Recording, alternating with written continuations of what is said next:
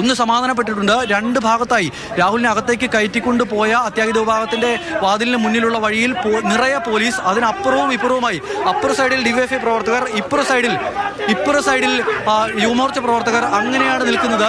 നേരത്തെ ചില പ്രവർത്തകരെ പോലീസ് വാഹനത്തിലേക്ക് മറ്റും കയറ്റിയിരുന്നു. ആ പ്രവർത്തകരടക്കം പുറത്തേക്ക് ഇപ്പോൾ വീണ്ടും ഇറങ്ങുന്ന ഒരു അവസ്ഥയാണ് ഉണ്ടായിരിക്കുന്നത്. പ്രവർത്തകർ മുഴുവൻ പുറത്ത്. രാഹുൽ പുറത്തേക്ക് ഇറങ്ങുമ്പോൾ ഇനി എന്ത്? രാഹുൽ പുറത്തേക്ക് ഇറങ്ങിയാൽ രാഹുലിനെ ഈ പോലീസ് വാഹനത്തിലേക്ക് എങ്ങനെ കയറ്റുമെന്നുള്ളതാണ് പോലീസിനെ സംബന്ധിച്ച് ഇപ്പോൾ ഏറ്റവും വലിയ ആശങ്കയായി നിൽക്കുന്നത്. പ്രത്യേകിച്ചും രാഹുലിനെ ഇറക്കിയ ശേഷം ഇവിടെ ഉണ്ടായിരുന്ന, രാഹുലിനെ കൊണ്ടുവന്ന വാഹനം ഇവിടെ നിന്നും മാറ്റിയിട്ടുണ്ട്. ആ വാഹനം കുറച്ച് അപ്പുറത്തേക്ക് മാറ്റിയിട്ടിരിക്കുന്നു.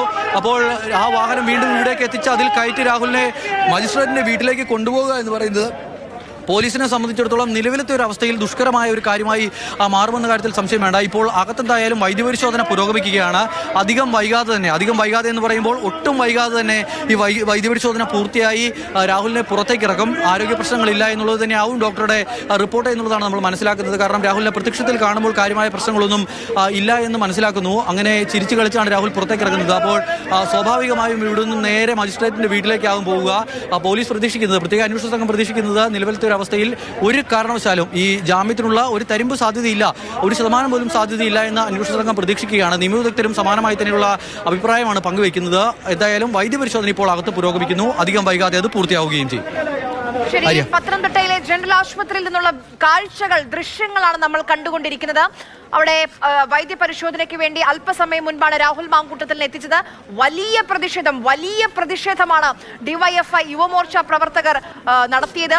വളരെ പ്രയാസപ്പെട്ട് നോക്കൂ, അങ്ങനെ ചേർത്ത് പിടിച്ചാണ് രാഹുലിനെ അകത്തേക്ക് കൊണ്ടുപോയത് പോലീസ് ഉദ്യോഗസ്ഥർ. പക്ഷേ ഇനി അടുത്ത ഏറ്റവും വലിയ പ്രതിസന്ധി രാഹുൽ മാങ്കൂട്ടത്തിലിനെ എങ്ങനെ പുറത്തേക്ക് ഇറക്കി എങ്ങനെ മജിസ്ട്രേറ്റിന് മുന്നിലേക്ക് കൊണ്ടുപോകുമെന്ന വലിയൊരു ചോദ്യചിഹ്നം നമ്മുടെ മുന്നിലുണ്ട്. ഇപ്പോൾ ഈ വാഹനത്തിൽ നിന്ന് രാഹുലിനെ ആ ആശുപത്രിക്ക് അകത്തേക്ക് കയറ്റാൻ പോലും അത്രമേൽ പ്രയാസപ്പെട്ടിട്ടുണ്ട്. വളരെ പെട്ടെന്നാണ് അവിടെ വലിയ രീതിയിൽ പ്രതിഷേധിക്കാൻ വേണ്ടി ഡിവൈഎഫ്ഐയും യുവമോർച്ച പ്രവർത്തകരും ഒക്കെ തടിച്ചുകൂടിയത്. ഇപ്പോഴും ആ പ്രതിഷേധക്കാർ അവിടെ നിന്ന് പിരിഞ്ഞു പോയിട്ടില്ല. ചിലരെയൊക്കെ അവിടെ നിന്ന് മാറ്റിയിട്ടുണ്ട് പോലീസ്. പക്ഷേ എന്നാലും നിയന്ത്രിക്കാൻ കഴിയാത്ത രീതിയിൽ അവിടെ ഈ യുവജന സംഘടനകളുടെ ഭാഗത്തു നിന്നുള്ള പ്രതിഷേധക്കാർ അവിടെ അണിനിരന്നിട്ടുണ്ട്.